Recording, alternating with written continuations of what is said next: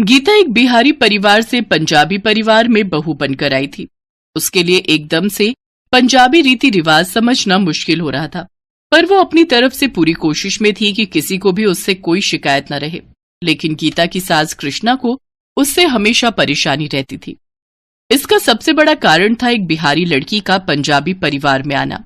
माँ जी, ये आपका नाश्ता और ये चाय हमने बना दी है, कैसी बनी है बता दीजिए, कोनो कमी होगी तो हम उसे सुधारने की कोशिश करेंगे।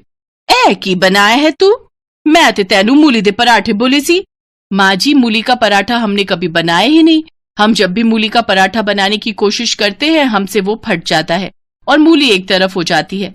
हम सुबह से बहुत कोशिश कर रहे थे पर हमसे बना नहीं, तो हम आपके लिए ये लिट्टी चोखा बना लाए। फिर लिट्टी चोखा बना ले आई? लिट्टी चोखा ते आलू चोखा, ए चोखा ओ चोखा, हर वेले तू अपना एक बिहारी खाना बना लियांदी। ए इस तरह नहीं चलेगा इस घर विच। कुछ तो तेनू सोचना होगा, या तो तू पंजाबी खाना बनाना सीख ले या फिर रसोई विच जाना छोड़ दे, मैं बना लांगी। नहीं नहीं माँ जी, ऐसी कोनो बात नहीं है। वैसे हम एक बार और कोशिश करेंगे। वैसे हम कोशिश कर रहे हैं कि हम जल्दी से जल्दी पंजाबी खाना बनाना सीख जाए। अब आप इस उम्र में रसोई में काम करेंगी तो हमें अच्छा नहीं लगेगा। हाँ हाँ ठीक है, और हाँ अपनी मम्मी नू याद नाल फोन कर दे, अगले हफ्ते करवा चौथ है। साडे पंजाबियां विच नू दे पक्के वाले करवा चौथ देंदे ने।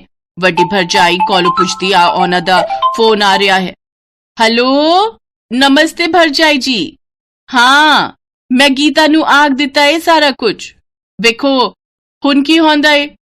जी भरजाई जी, तुसी टाइम नाल आ जाना पूजा विच। सुमन नू ते सारिया नू कह देना। अच्छा अच्छा भरजाई जी, रखनिया। अपनी सास की ये बात सुनकर गीता थोड़ा घबरा गई। राजीव ने उसे समझाया, गीता तुम चिंता मत करो, सब अच्छा होगा। हाँ, बस यह प्रार्थना हम देवी मैया से कर रहे हैं कि सब ठीक हो। गीता अपने मायके आ जाती है और सारी बात बताती है। गीता, हमने वो सरला बहन जी है ना जो पंजाबी मंदिर में पंडिताइन है, उनसे ये लिस्ट बनवा ली है। तुम बिल्कुल भी चिंता नहीं करो, हम तुम्हारे बाबूजी के साथ कल ही बाजार जाकर इस सारा सामान खरीद कर ले आएंगे। तुम आराम से घर जाओ और व्रत त्योहार की तैयारी करो, ठीक है बिटिया। गीता घर आ जाती है पर उसकी सास उसे ताने देने से बाज नहीं आ रही थी। अगले दिन करवा चौथ था और उसकी सास इसी चिंता में थी कि न जाने बिहारी बहू के मायके वाले क्या सामान लाएंगे। तभी गीता के माता पिता और भाई आ जाते हैं। भरजाई जी, ये लोग आ तो गए हैं, पता नहीं की लाए ने।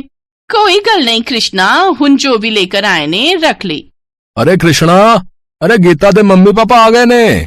नमस्ते बहन जी, हमें आने में थोड़ी देर हो गई, वो सामान की पैकिंग कर रहे थे। नमस्ते बहन जी, वो सामान रखवाना था, यहीं रखवा दूं? ओ बिल्कुल समधी साहब। और राजीव बेटा, ओ जा बाबूजी की हेल्प कर पुत्र। जी पापा चलिए, बाबूजी मैं आपकी मदद करता हूँ। गीता की सास की आंखें फटी की फटी रह गई जब उसने करवा चौथ का सामान देखा। तरह तरह की मठरी, शक्कर पारे, नमक पारे, मिठाई, मेवे, फल, सबके कपड़े, गहने, साज सज्जा का सामान, सबके लिए अलग अलग लिफाफे और भी बहुत कुछ। इतना बढ़िया उन्होंने पहले करवा चौथ का सामान दिया कि सबने बहुत तारीफ की। लग ही नहीं रहा था कि गीता के परिवार वाले बिहारी होकर पंजाबी फैमिली के लिए इतना अच्छा करवा चौथ का सामान ले आएंगे।